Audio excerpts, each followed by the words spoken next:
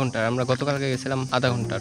টিপরাপাড়া আদিবাসী গ্রাম, পাহাড়ি ছড়া, উল্লুক, হনুমান, কাঠবিড়ালি। What are you doing? We call it ভেলা।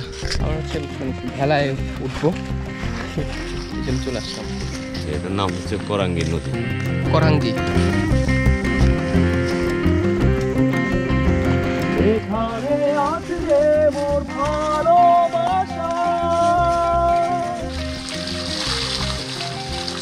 কলিজা পর্যন্ত ঠান্ডা হয়ে যাবে। স্বাগতম সবাইকে রেমা কালেঙ্গার আরেকটি পর্বতে, এবং এটাই শেষ পর্ব। তো আজকে যেটা আমরা করবো সেটা হচ্ছে জঙ্গল এক্সপ্লোর রেমা কালেঙ্গার। তো একদম সকাল সকালই জঙ্গলের দিকে যাচ্ছি, এসে তারপরে সকালের নাস্তা করবো। আমার যে বাকি টিমমেটরা ওরা হচ্ছে ওই যে পিছিয়ে যাচ্ছে, আর এটা তো আছে জারিফা। সো যাওয়া যাক সামনে। আজকে ইনশাল্লাহ আপনাদেরকে পাখি এবং পশু এবং বিভিন্ন ধরনের গাছপালা দেখানোর চেষ্টা করব। তো আশা করি ভালো লাগবে এই ব্লগটা। এটার নাম হচ্ছে করাঙ্গি নদী। করাঙ্গি, হ্যাঁ। আর এটা আসছে ইন্ডিয়া থেকে, মূলত এর সূত্রটা ইন্ডিয়া থেকে বের হয়ে আসছে। এই নদীটা খোয়াই নদীতে গিয়ে মিশে। সো জঙ্গলে 5 মিনিট ঢোকার পরে মুখ পোড়া হনুমানের দেখা ওই যে উপরে। এই যে এইগুলো হচ্ছে পিঁপড়ার বাসা, মানে লাল পিঁপড়া। আর পিঁপড়ার মুখের বা লালা বা এরকম কোনো কিছু দিয়ে আপনার আঠা জাতীয় দিয়ে তৈরি করে, সাদা সাদা, যেটা দিয়ে আপনার পাতাগুলোকে একসাথে করে বাসা বাঁধে। এটার ভিতরে আরো অনেক পাতা আছে। এই যে হনুমান, ওই যে একটা বাচ্চা।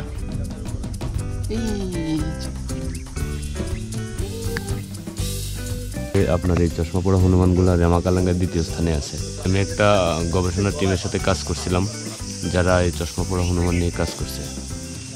তো ওদের গবেষণাপত্রে এই রেকর্ডটা পাইছি যে লাওয়াছড়া থেকে রেমা কালেঙ্গায় 1-2টা কম আছে। 144-45টা আছে রেমা কালেঙ্গায়। এটা হচ্ছে 1 ঘন্টার, আমরা গতকালকে গেছিলাম আধা ঘন্টার।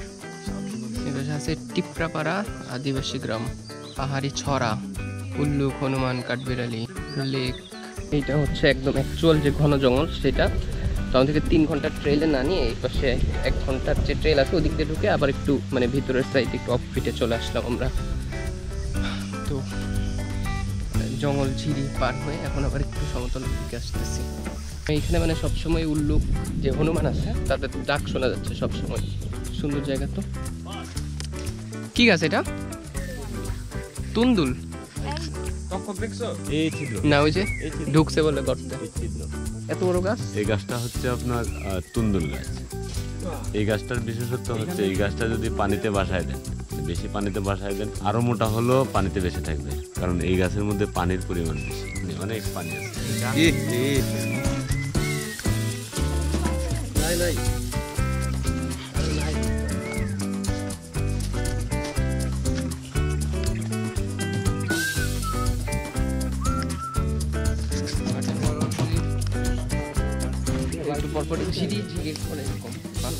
ভালোই আর কি, বেশি উঁচু না। টিলা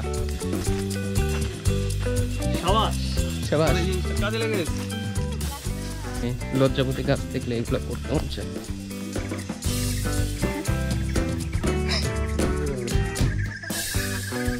হুরহুরে এই জায়গায় হচ্ছে ওয়াই জংশন। আর এদিক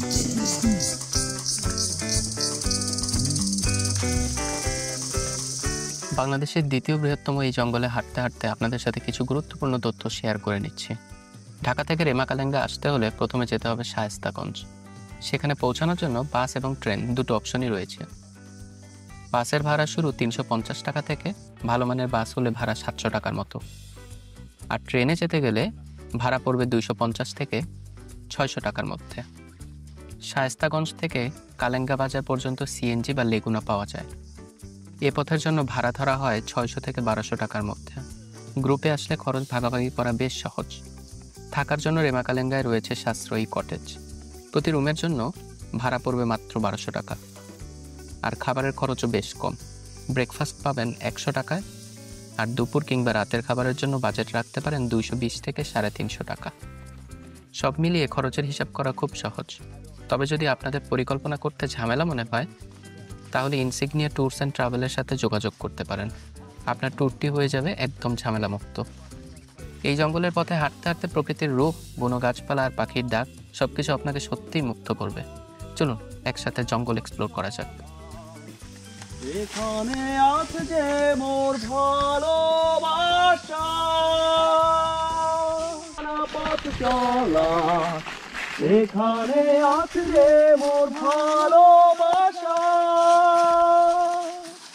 এর বাইরে এমন কিছু আছে যেগুলো দেখি নাই? এর বাইরে হচ্ছে নিশাচর লজ্জাপতি বানর। ওইটা দেখতে গেলে তো রাতে বের হইতে হবে। রাতে বিড়ালের মধ্যে আছে আপনার চিতা বিড়াল, মেচি বিড়াল, তারপর আছে বন বিড়াল, আছে আপনার লামচিতা।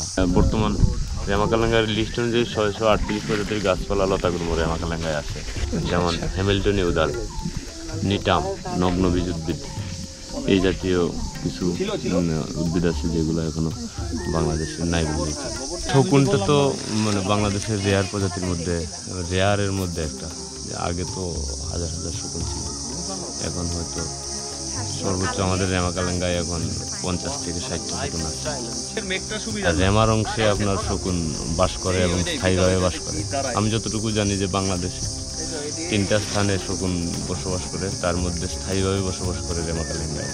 আমি যদি আপনাদেরকে মানে জঙ্গলে হাইকিংয়ের প্রস্তুতি সম্পর্কে বলতে চাই, তাহলে বলবো যে হেডটা পড়ছি not because of the Sunlight. রোদ মানে ভিতরের দিকে ছিল না, মানে এটা পড়লে যেটা হয় মাঝে মাঝে মাকড়সার জাল পেঁচা যায় চোখে মুখে, তো এটা থাকলে ওই জিনিসগুলোর চারপাশ দিয়ে কেটে যায়। আর আমি জুতা পরছি হচ্ছে এই যে এটা হচ্ছে একেবারেই নতুন, 2 দিন আগে আমাকে একজন গিফট করছে। এটা হচ্ছে ডিক্যাথলনের NS 120 স্যান্ডেল, খুব ভালো। ইউকে থেকে মানে পাইছি আমি এটা, বাট বাংলাদেশে NS 100টা পাওয়া যায়, ওইটাও ভালো, তো ভালো গ্রিপ, ভালো জুতা। আর এইখানে আসার বেস্ট সময়টা হচ্ছে কি একটু বর্ষা আসার আগের দিকে। আমরা ওই দিক দিয়ে ট্রেল ধরে প্রায় 3 ঘন্টা লাগলো, আবার সেই কালকে যেখানে ছিলাম লেকের পাশে চলে আসলাম। এখান থেকে আমার হচ্ছে মানে ভেলায় উঠবো, এই জন্য চলে আসলাম। আমাদের গাইড ভাই হেল্প করতেছে।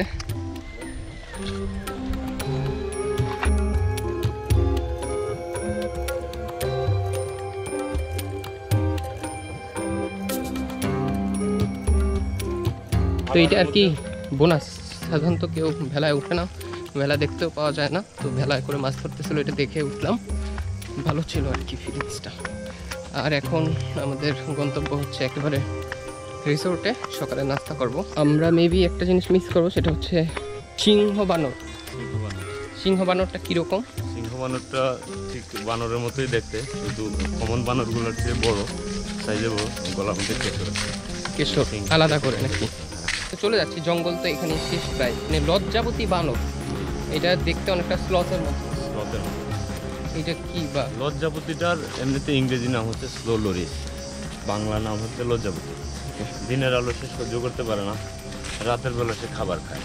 তার খাবারের মধ্যে ঝিকা গাছের আঠা অথবা চাপালির গাছের আঠা, গাছের পাতা, কুড়ি, পোকামাকড়, এই জাতীয় সে খুঁজে খুঁজে খায়।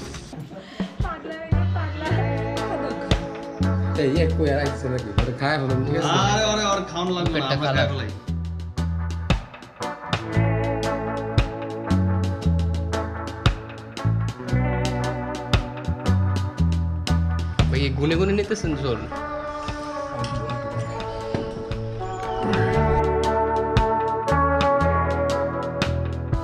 সকালের নাস্তা হচ্ছে মাত্র শেষ করলাম, বেশ ভালো ছিল খাবার। আর এখন হচ্ছে হালকা রেস্ট নিব। রেস্ট নেওয়ার পরে বেসিক্যালি যাই করি না কেন আপনাদের সাথে শেয়ার করব আমি। এখন হচ্ছে মানে 2টার মতো বাজে, তো আমাদের ওইখানে হচ্ছে কারেন্ট নাই। কারেন্ট না থাকার জন্য বলতেছে সেচের জন্য এখানে এক জায়গায় নলকূপ দিয়ে পানি তোলা হয়, ওইখানে আসতেছে গোসল করার জন্য।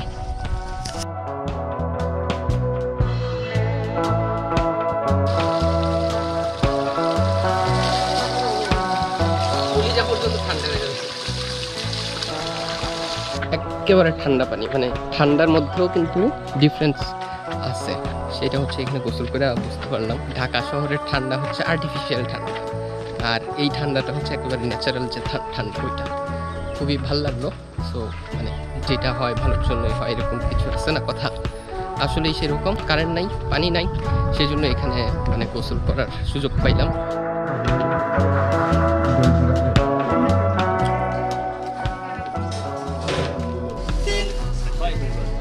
ঠিক আছে, থ্যাংক ইউ ভাই, থ্যাংক ইউ। অনেক অনেক ভালো লাগলো। দিয়েছে ভাই। Thank you, Okay. Baya. Bye, Jaiga. Thank you. Thank you. এই সব নিচে তো লেটস গো, লেটস গো। সব নিচে হ্যাঁ ভাই।